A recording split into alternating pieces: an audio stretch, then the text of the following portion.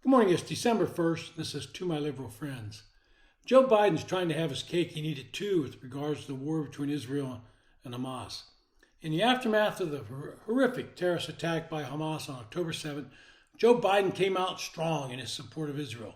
He was steadfast that the United States would back Israel as they retaliated against this terrorist group.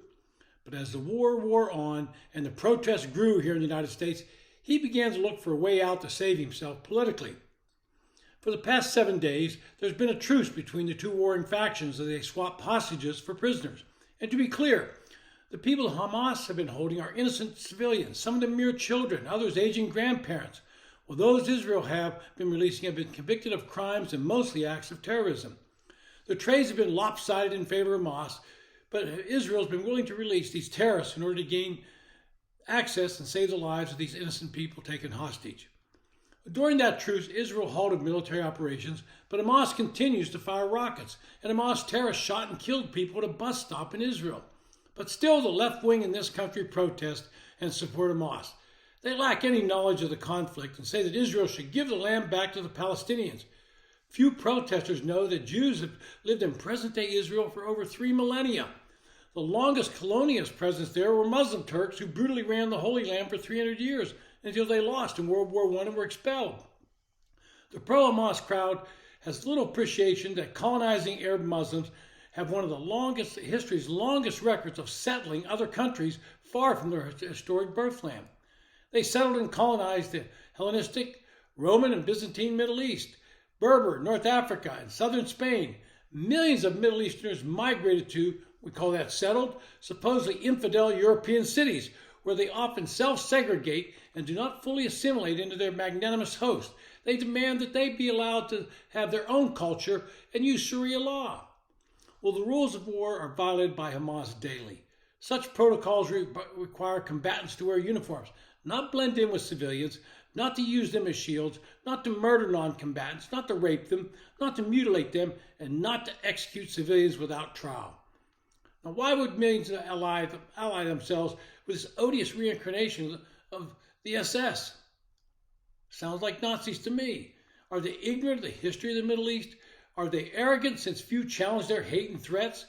Are they opportunists who feel mounting anti-Western shibboleths gain them career traction in leftist-run media, academia, and popular culture?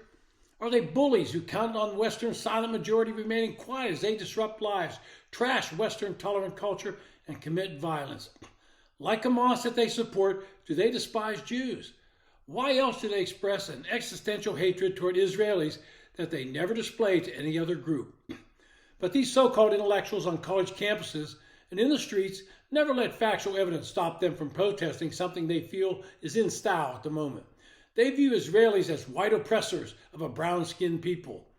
And if this protest keep happening, it's that threatens Biden's reelection campaign and has forced Joe to become wishy-washy on the war. Now he's bending to the protesters and urging Israel to negotiate a ceasefire.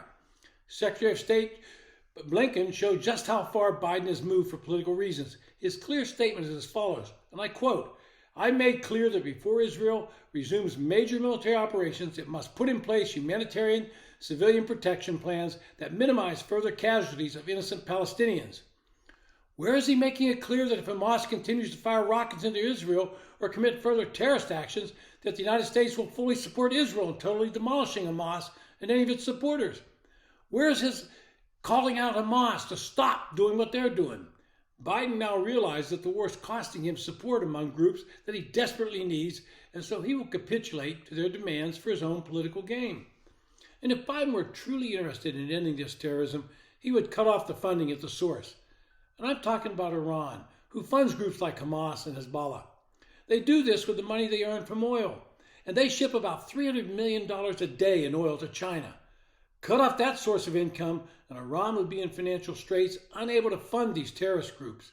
But that might cause the price of gas to rise again, and that's something for pure political reasons means Joe Biden had to ignore what Iran, and by default Hamas, are doing with terrorists from around the world. It's been To My Liberal Friends. Thanks for listening.